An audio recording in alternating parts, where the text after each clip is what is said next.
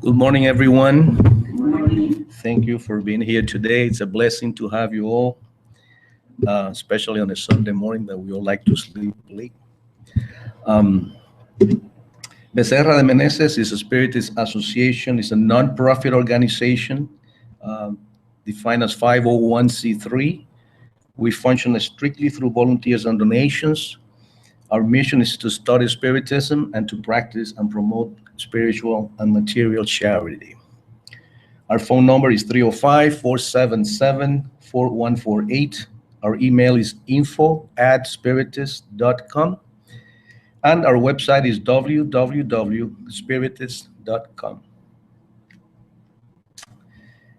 This lecture is being broadcast live online through youtube.com/Becerra Miami.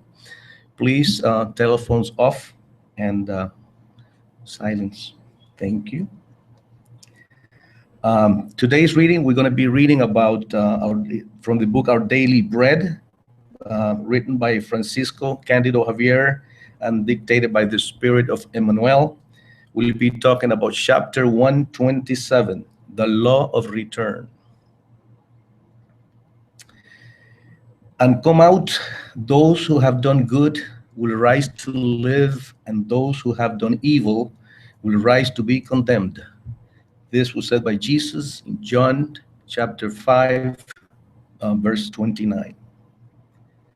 In rare passages of the gospel, the law of reincarnation appears as clearly as this one here. In the lesson that Jesus presents on the resurrection of the condemnation, how would the theologians who are interested in the existence of a burning and eternal hell understand these words?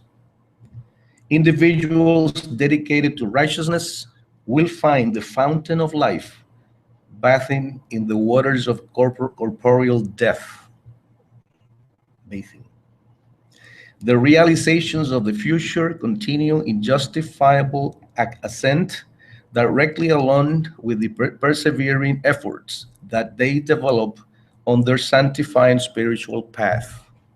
Still, those that are complacent about evil cancel their very own possibility of resurrection in the light. They are obliged to repeat the expiatory course, do the class all over again. It is the return to the lesson or to the remedy. No other alternative exists. The law of the return, then, is clearly contained in that synthesis of Jesus. Resurrection is reappearance. The understanding of renovation does not correspond to the theory of eternal sorrows. In the summary and definite sentence, there is no recourse to salvation. But by the reference made by Jesus, we observe that divine providence is much richer and magnanimous than it appears. There will be a resurrection for all, except that those who are righteous will have it in a new life, and those that are evil in a new condemnation as a consequence of their reprehensible behavior. For reflection about today's reading, in today's reading, Emmanuel talks about the law of reincarnation in the lesson that Jesus presents to us, reminding us that all will reincarnate, no exceptions. Those who are righteous will have it in a new life, and those that are evil in a new condemnation as a consequence of their reprehensible behavior. Am I conscious that if I behave improperly, I will have to repeat my proofs and expiations in another life? On the other hand, if act for the good, I will have the possibility of a resurrection in the light. And if you all please help me out with a small prayer. Sit back and you share, relax, close your eyes, and elevate your thoughts to the Almighty. Take a deep breath and pray with me. Dear Lord, Dear mighty God, we thank you for the opportunity of allowing us to be here today in your presence and in the presence of these spirits that you sent to us since early this morning to prepare this spiritual center, Becerra de Meneses, so that your divine vibrations, your peace, and your love be among us. We also want to thank you for all the blessings we have received during this week, for assisting those brothers and sisters in our center that have gone through medical procedures successfully. And we also thank you for the victories that we have won against those that wish us evil. We ask you, dear Lord, that you look into the hearts of each of our brothers and sisters here today, and those who are not able to make it, and that you fill those hearts with hope, love, humility. But most of all, we ask you, dear Lord, to protect our loved ones from evil. We ask you, dear Lord, also to have mercy on those who lost their life protecting us in Texas. Have mercy on their souls and on the soul of the perpetrator. May God have mercy on his soul too. Finally, we ask you to enlighten our sister Claudia Mellado so she can deliver today's message and give us, God, Lord, the wisdom to learn from it. So be it. Thank you. Claudia is going to be talking today about chapter 9, Blessed are the meek and the peace-loving. Claudia is a psychologist, and she works in mental health, like a mental health counselor, and her center is Fraternity of Love. She works at Banjan Mental Health in Miami, Miami Behavioral Center. So we welcome her. Thank you very much for being here today.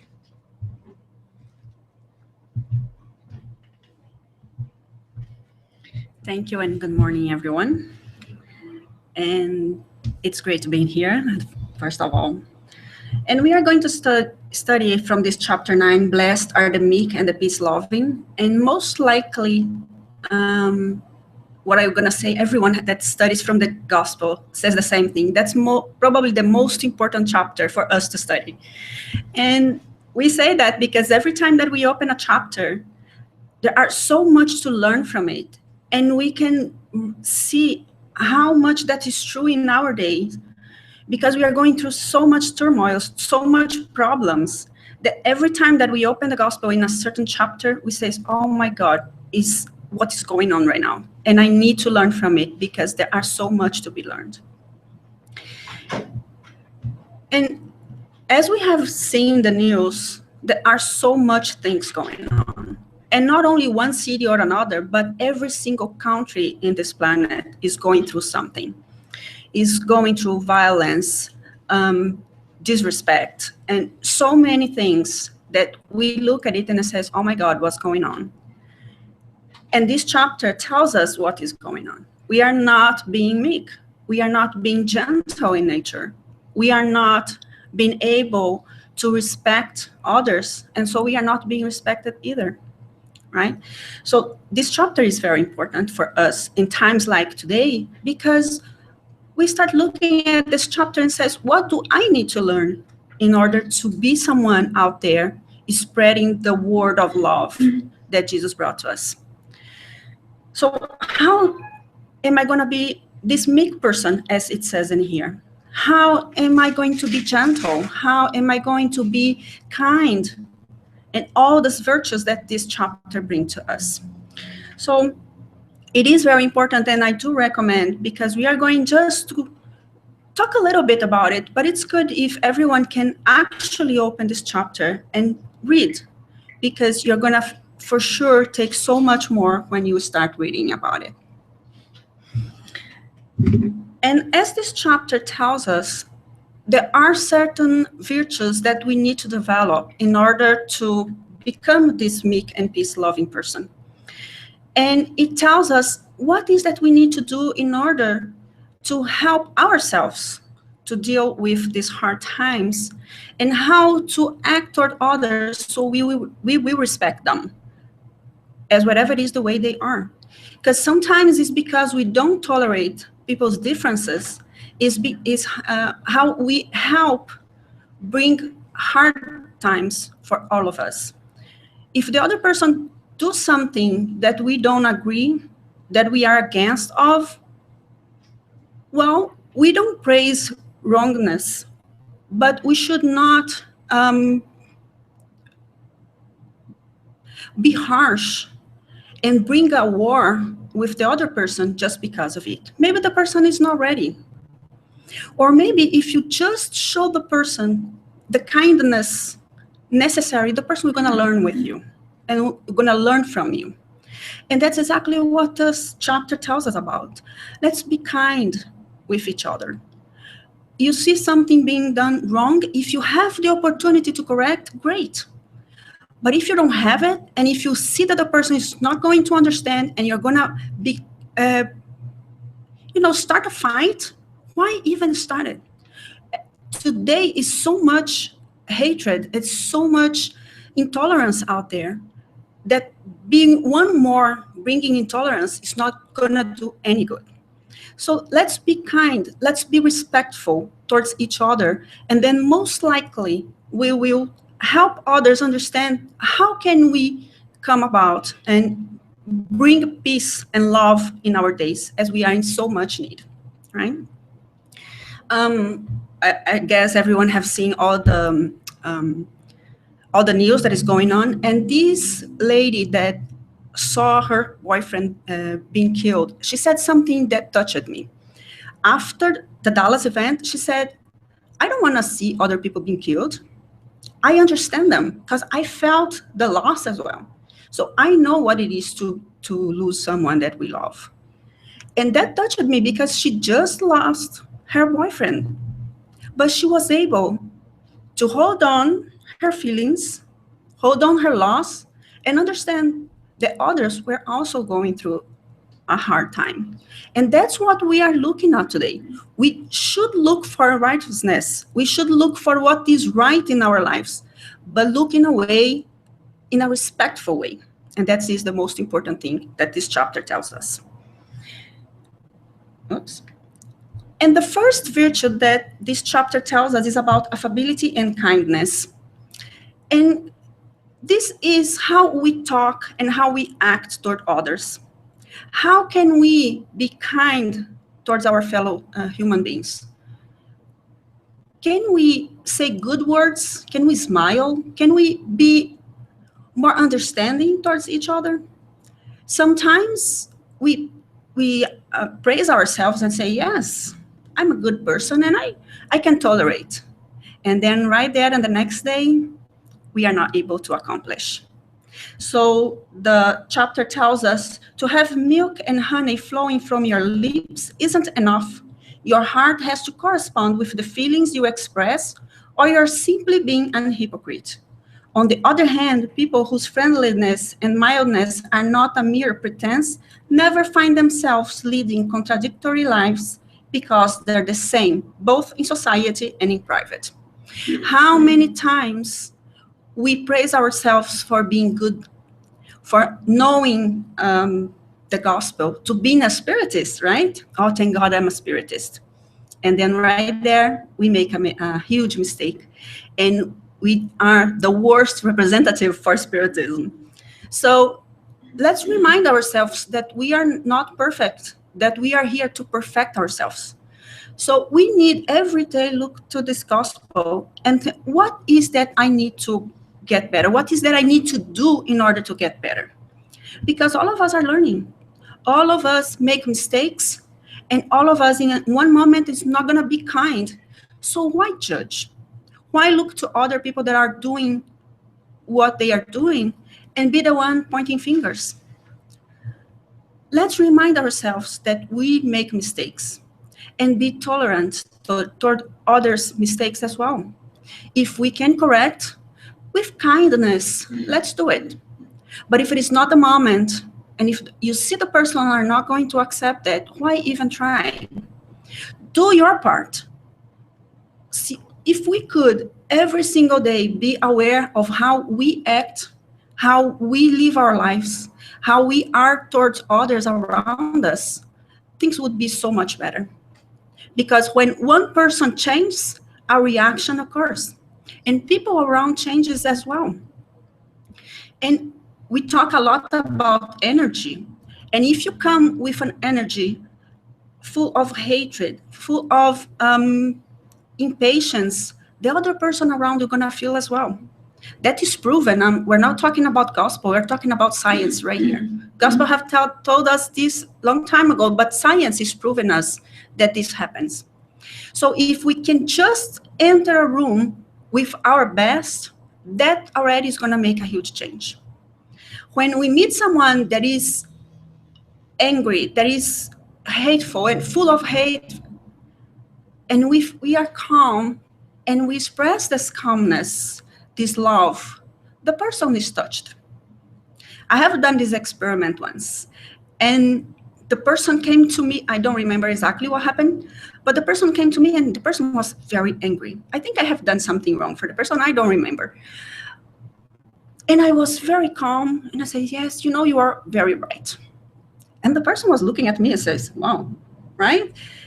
The person was expecting me to answer back and put my thoughts into it and say, no, I'm right.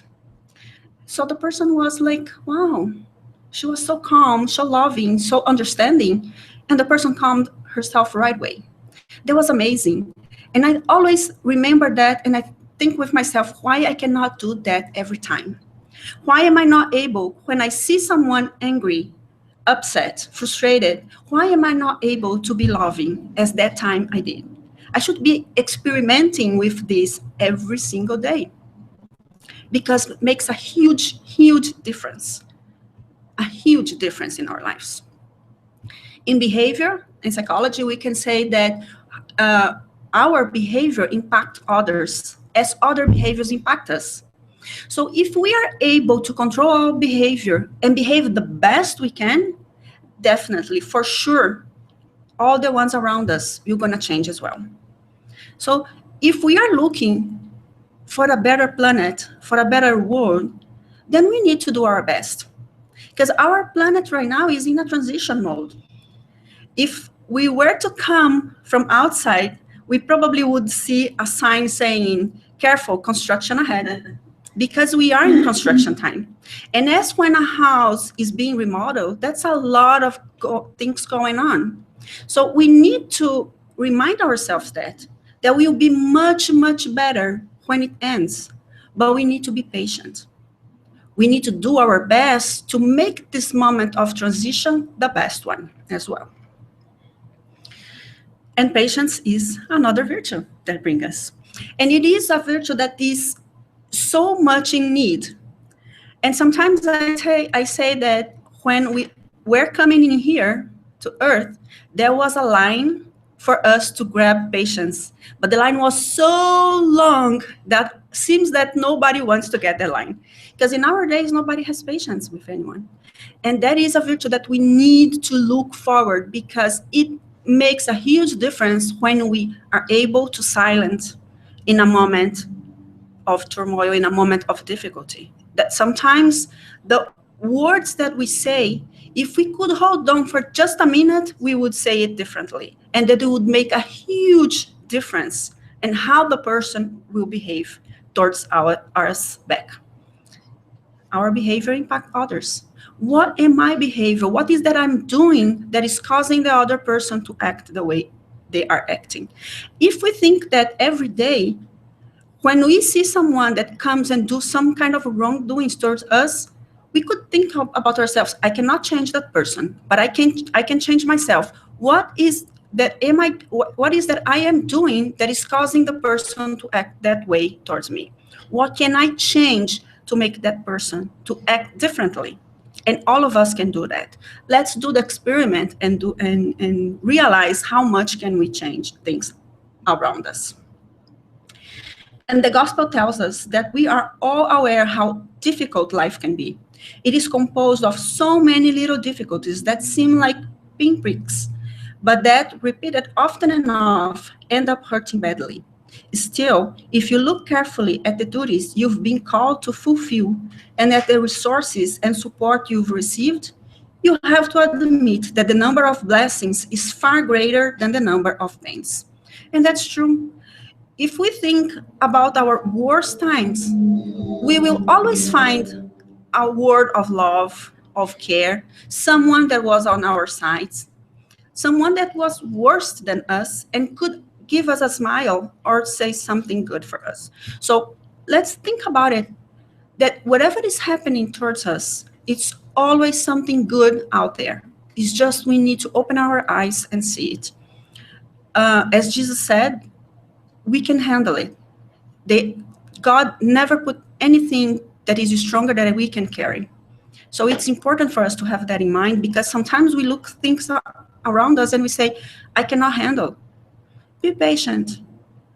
Read the gospel, because here we acquire the strength necessary to overcome all the difficulties that life is bringing to us right now.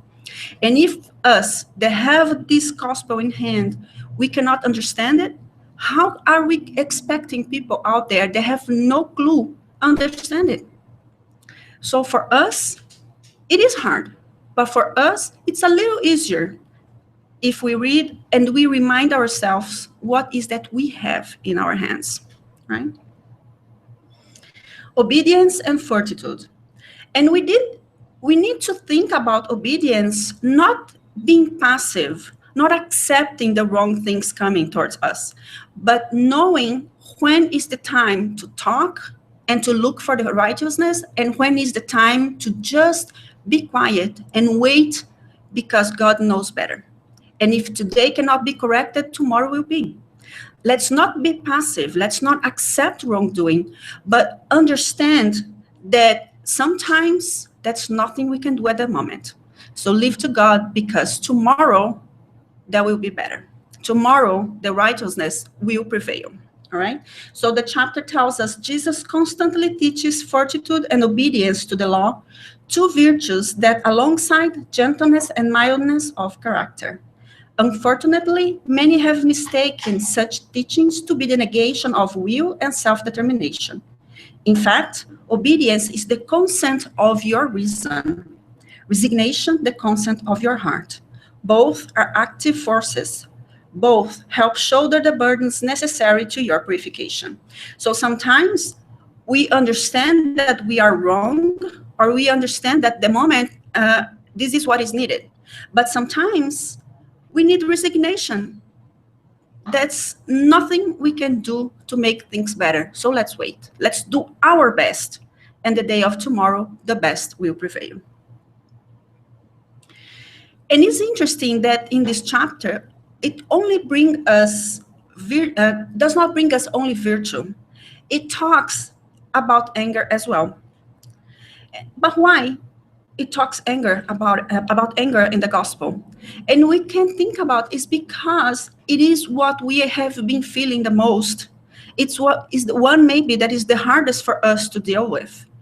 If we think about on the level that we are, anger is a natural emotion, because every time somebody do wrong towards us or towards someone around us, we feel something.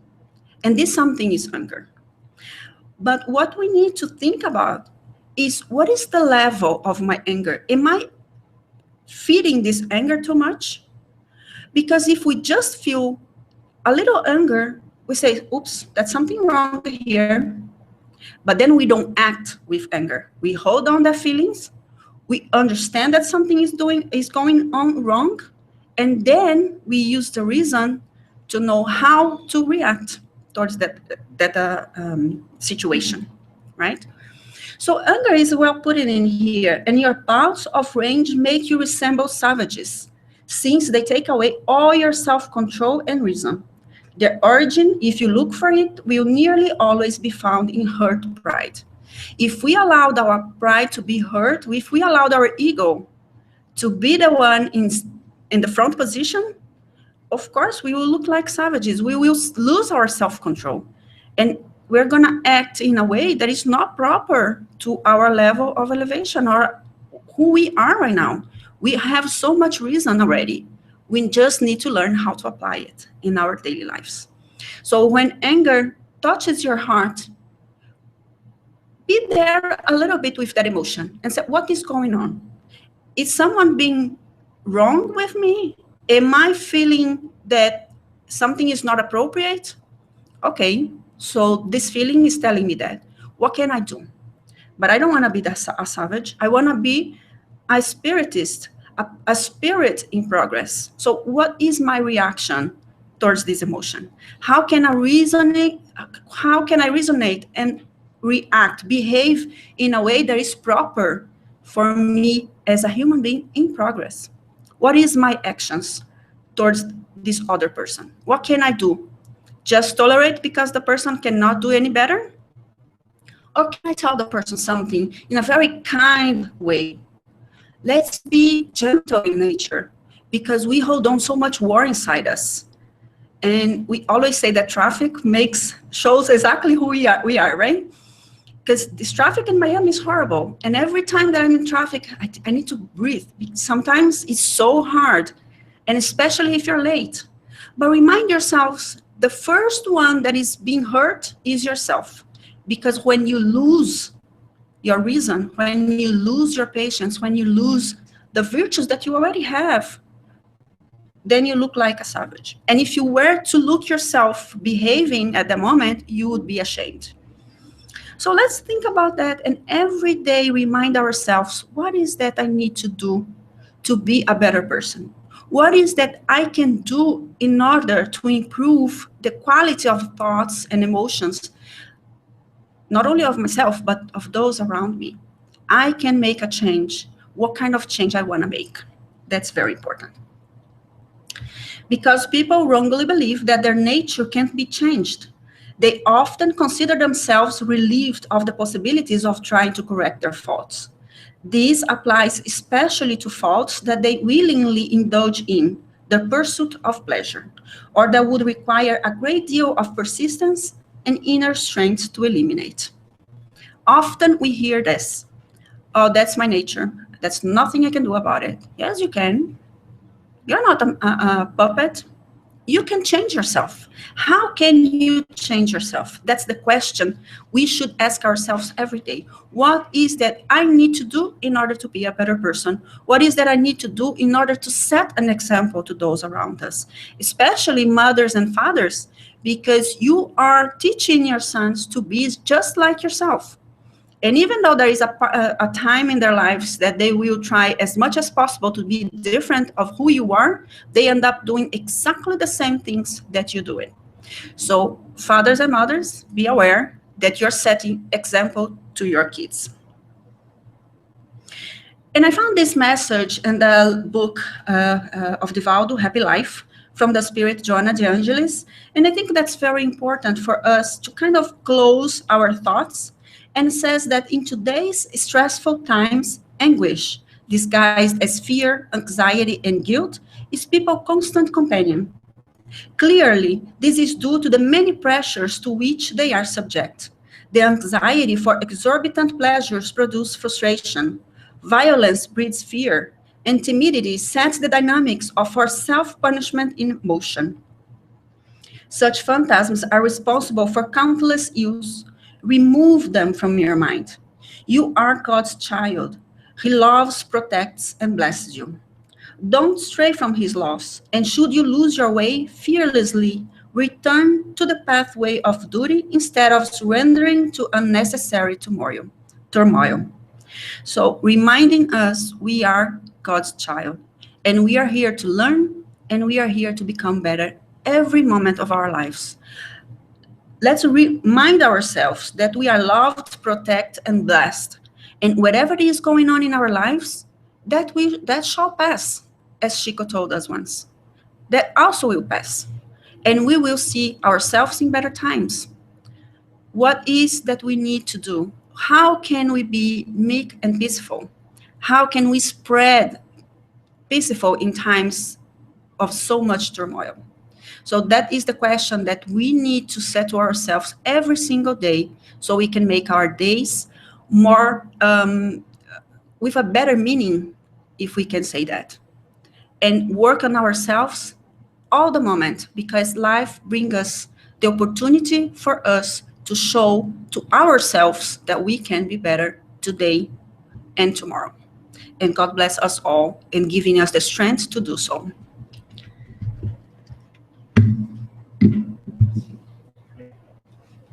All right, so we're going to do the final prayer. Raising our thoughts and asking God, Jesus, and the good spirits that are here present to involve us in these vibrations of love, harmony, and peace. Asking God to illuminate our minds and our hearts, so these lessons that Jesus brought to us can be deep in our hearts, helping us to behave in a better way every single day, to make us more calm, more kind, more tolerant, to be able to love ourselves and all of those around us. We ask you, God, to be with us, giving us strength to go through all these difficult times, but most importantly, to make us understand that you are watching over us. Be with us today and ever, and so be it.